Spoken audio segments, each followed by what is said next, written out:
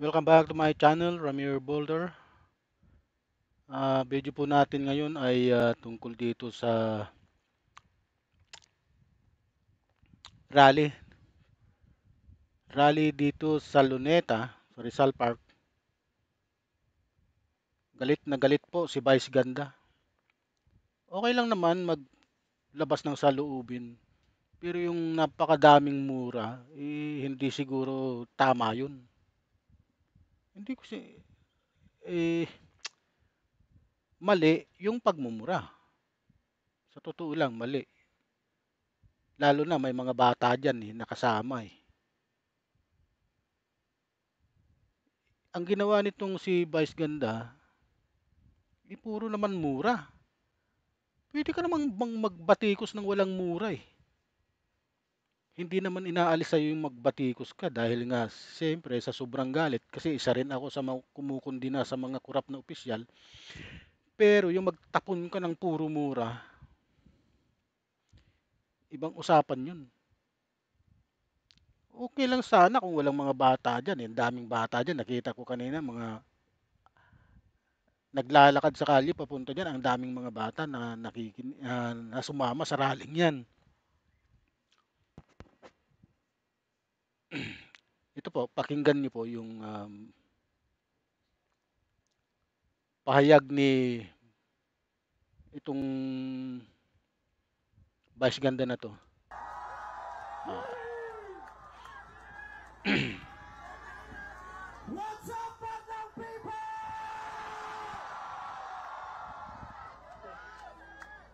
What's up? Ang up, tubig, baha, pagnanakaw, korupsyon, yun ang mataas sa Pilipinas. What's down? Ang down, ang babang-baba, yung mga Pilipino. Kaya sa ngalan ng lahat ng mga kapwa ko artista na nasa entablado ngayon, pati na rin yung mga artista nasa baba at sa iba't ibang lugar na nakikisama sa amin, binabati po namin kayong lahat. Mabuhay kayo, mga kapwa naming Pilipinong nanakawan ng gobyerno. Mabuhay kayo. Yan ang pagbati natin sa isa't isa. At para sa lahat naman ng mga politiko at bahagi na ng gobyerno na nagnakaw sa atin, nagnanakaw sa atin, mga nakatingin habang may nagnanakaw sa atin, mga kasama ng mga nagnanakaw sa atin, mga alam na may nagnanakaw pero hindi nagsasalita, mga kasama ng mga nagnanakaw, mga nagtatago ng magnanakaw, isa lang ang gusto namin sabihin sa inyong lahat. ito na, yung mura niya. Father, pero putang ilan ninyo! Puta-putahan ng mga putang ilan nyo! Matatapos lang ng misa pero Panginoon, patawarin nyo kami pero... Alam mo, huwag mo nang idamay, Vice Ganda, yung pangalan ng Panginoon dyan. Kasi hindi ka mapapatawad ng Panginoon pag ganyan ang ginagawa mo. Biro mo, ang dami-daming mga bata dyan. Walang problema yung magbatikos ka. Pero yung magmura ka ng magmura, hindi yun karapat-dapat. Lalo na napakaraming bata. Totoo yan. Ito ang wika ng lahat ng mga Pilipinong ninakawan. Putang ilan nyo! Putang ilan nyo! Putang ilan nyo! Putang ilan nyo! Putang ilan nyo! Hindi lang naman ikaw ang galit eh. Ha? Halos lahat naman ng tao na apektado sa korupsyon na yan galit. Pero yung magmumura ka dyan, magmumura ka in public, parang wala ka ring pinagkaiba sa mga taong kurap. Ha? Hindi ko naman sinasabing kurap ka, kaya lang yung ugaling ganyan, hindi dapat yan nilalabas, lalo na pag may mga bata. Putang ilan nyo! Tapos na ang panahon ng mga bababait at ng mga resilient. Ang mga mababait, ginago. Ang mga resilient, tinarantado. Hindi na uubra sa atin yung bait-baitan, kimi-kimian, tahimik-tahimikan, patawad pero hindi po. Hindi ko sisimplihan, hindi ko babaitan ang mensahe ko ngayon dahil hindi naman sila mapapait. Sa katunayan, mga hayop sila. So bakit natin babaitan ang mensahe natin? Hindi natin kakalmahan ang mga salita at kilos natin dahil deserve nila ang galit, ang pikon, at poot ng mga nanakawang Pilipino. Hindi tayo pwedeng kumalma. Hindi pwedeng iiyak lang. Hindi pwedeng magtitiis lang, hindi tayo kakalma. Hindi ko kayang maging magalang sa kanila dahil mga bastos sila. Mga salaula sila at mga baboy sila. Hindi natin kayang maging mabait sa kanila dahil mga walang ya sila. Hindi pwede. Hindi pwede. Yung mabait ka lang, mabuting asal ka. Hindi uubra sa kanila ang mabuting asal at mabait lang kasi nga mga demonyo sila. Kaya tama yan. Sumigaw lahat ng galit. Lahat ng galit na galit. Ang hindi matatapos ang galit bukas. Ang ipalarinig ang galit hanggang hindi makulong ang mga putang inang magnanakaw. Hindi tayong pwede magalit lang ngayon. Kailangan hanggang bukas, kailangan sa susunod na linggo, kailangan sa susunod na buwan, hanggang umabot ng ilang taon hanggat hindi sila nauubos. Walang mawawala sa atin kasi ubos na tayo. Kaya ang gagawin natin ngayon ay babawi na tayo. Ikulong ang mga magnanakaw. Dapat yan, tama yan. Ikulong ang mga magnanakaw. Pero hindi dapat nagmumura. Hindi ka dapat nagmumura, Vice Ganda. Ito, bibigyan kita ng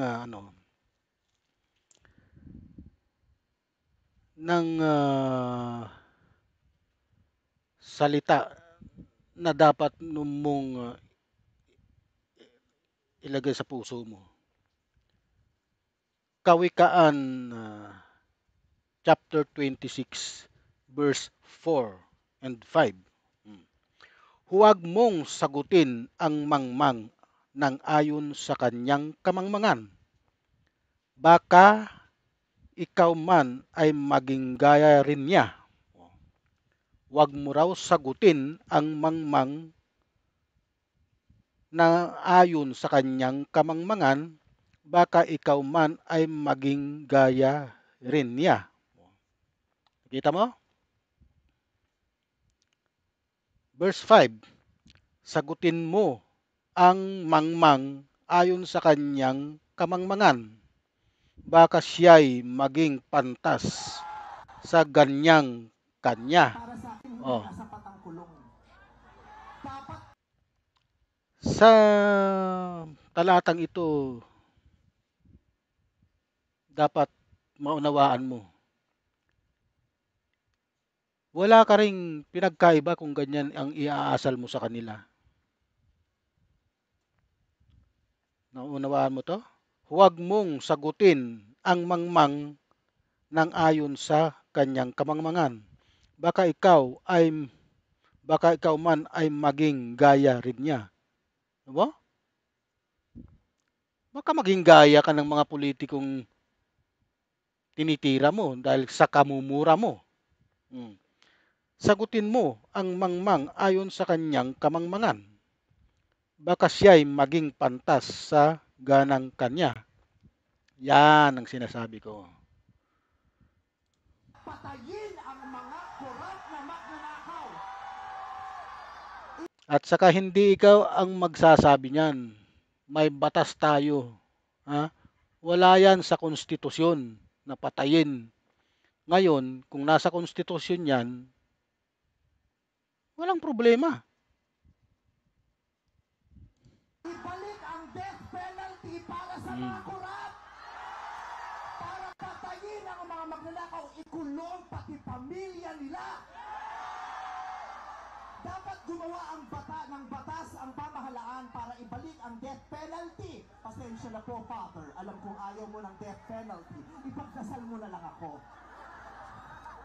ibalik ang death penalty para sa magnanakaw. Dahil ang magnanakaw, ang corrupt na public official. Hindi ko natatawag na public. Alam mo, ang kurap ay kurap na talaga yan. Ha?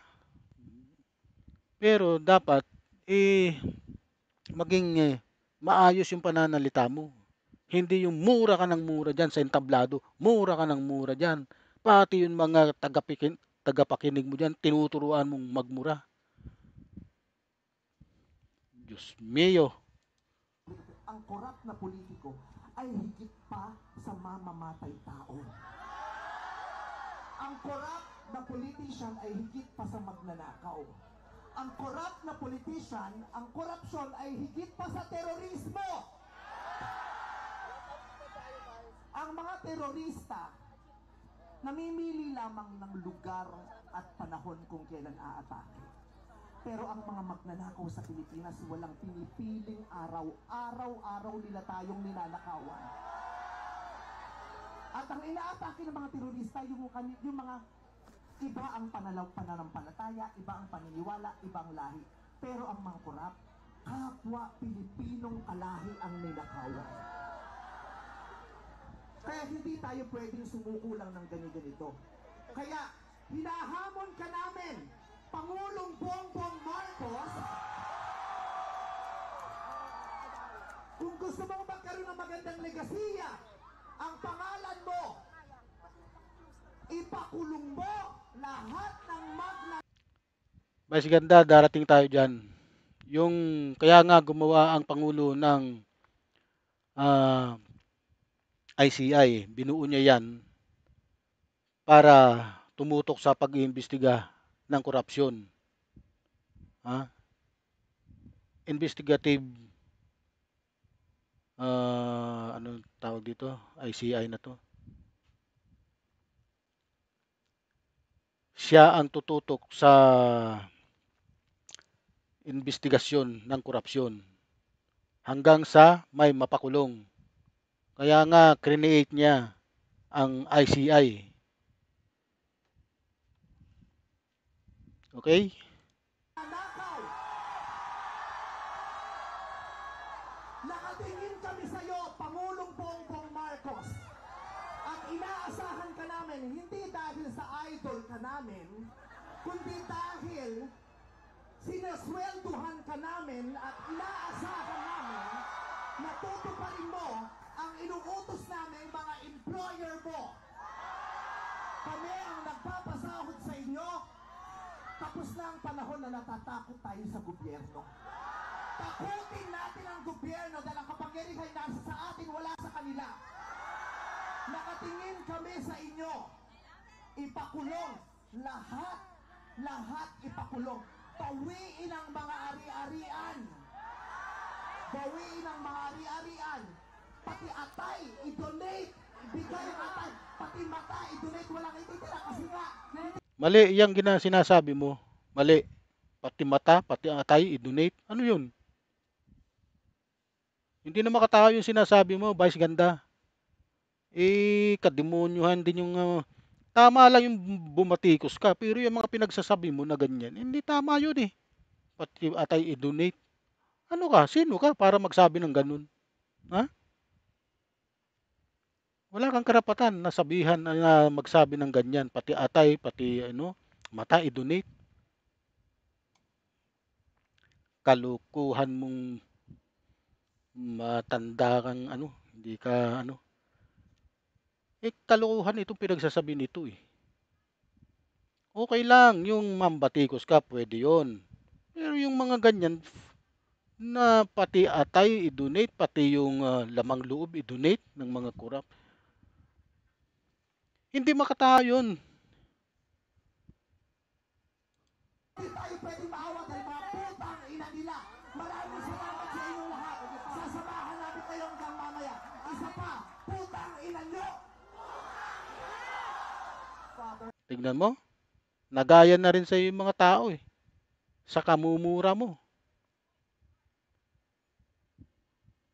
Tama bang ihemplo yan na magmura ka? Yan ang gusto mong tularan ng tao sa'yo?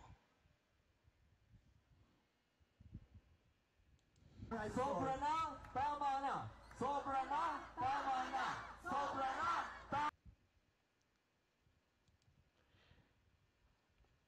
Inyo pong napanood yung speech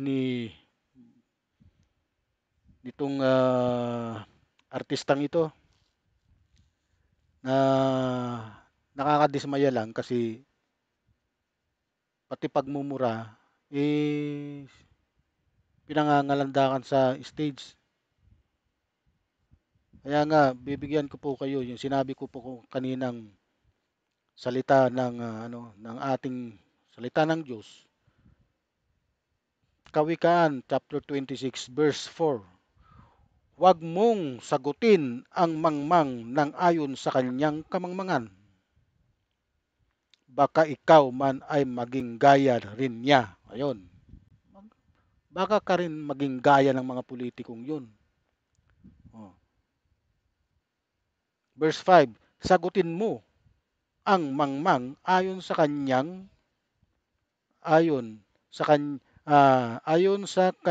kamangmangan. Baka siya'y maging pantas ganang kanya. Yan po ang iiwan ko sa inyo. Hanggang dito na lang po. Marami pong salamat. Huwag niyo pong kalimutang mag-like and subscribe sa aking channel. Marami pong salamat.